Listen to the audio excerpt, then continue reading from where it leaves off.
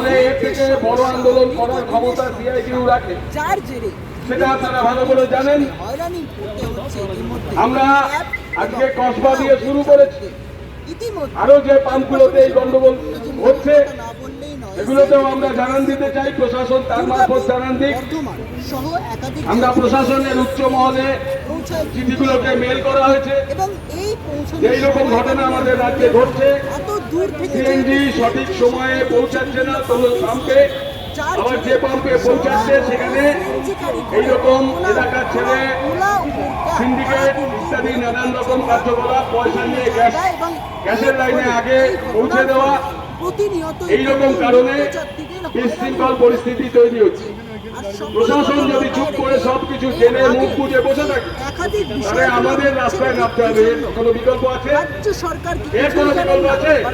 প্রশাসন যদি চুপ করে থাকে তাহলে আমরা চুপ করে থাকবো, আমরা রাস্তায় নেমে যা বিক্ষোভ করার সেগুলো করবো।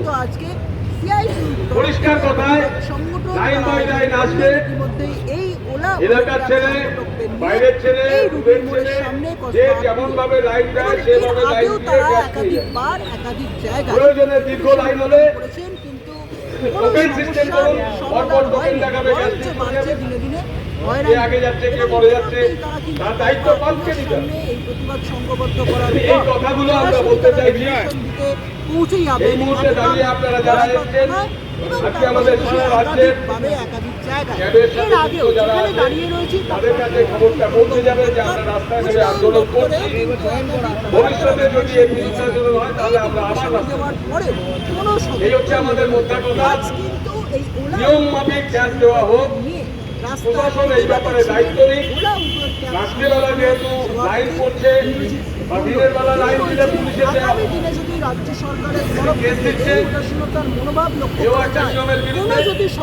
গ্যাসের জন্য লাইন দিয়েছে তাকে এরকম খবরও আমাদের কাছে আছে। এগুলোকে মেনে নেওয়া যাবে না, পরিষ্কার কথা। আমরা সেই জন্য আজকে নেমেছি। আপনারা আমাদের নেতৃত্বরা ডেপুটেশন দিতে গেছে, তারা আসা অবধি অপেক্ষা করবেন। আমাদের আন্দোলন কর্মসূচি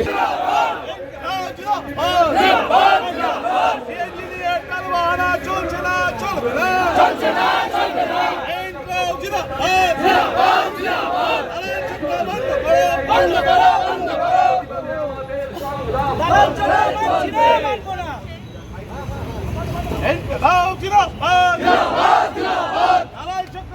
আমাদের সংগ্রাম চলছে, চলবে।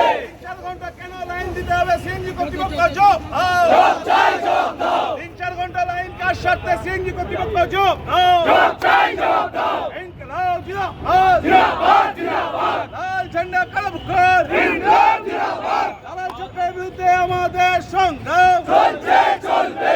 ইনকলাব জিন্দাবাদ, জিন্দাবাদ, জিন্দাবাদ। লাল ঝান্ডা কালো বুখার, ইনকলাব জিন্দাবাদ। সিএনজি নিয়ে টালবাহানা চলছে না, চলবে না, চলছে না, চলবে না। ইনকলাব জিন্দাবাদ, সিআইটিও জিন্দাবাদ, জিন্দাবাদ, জিন্দাবাদ। ইনকলাব জিন্দাবাদ, জিন্দাবাদ, জিন্দাবাদ। লাল ঝান্ডা কালো বুখার, ইনকলাব জিন্দাবাদ।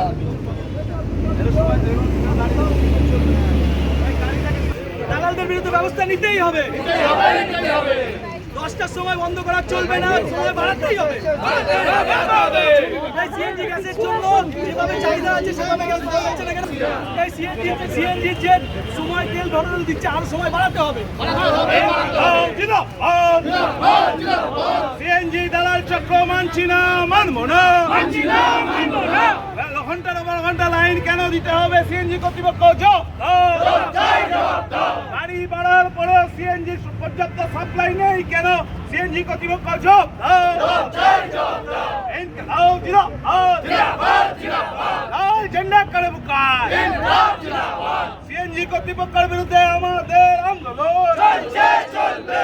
ইনকলাব জিন্দাবাদ, জিন্দাবাদ, জিন্দাবাদ। সিএনজি দালাল কর্তৃপক্ষের দালাল রাজের বিরুদ্ধে আমাদের সংগ্রাম চলছে, চলবে। এটা হচ্ছে গত কয়েকদিন ধরে এই রুবি পেট্রোল সিএনজি পাম্প যেটা আছে সেখানে একটা দালাল চক্র চলছে।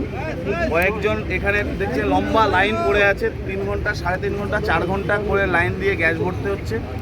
আর কেউ কেউ এসে দুম করে লাইন না দিয়ে গ্যাস নিয়ে চলে যাচ্ছে, এ নিয়ে মারপিটও হয়েছে।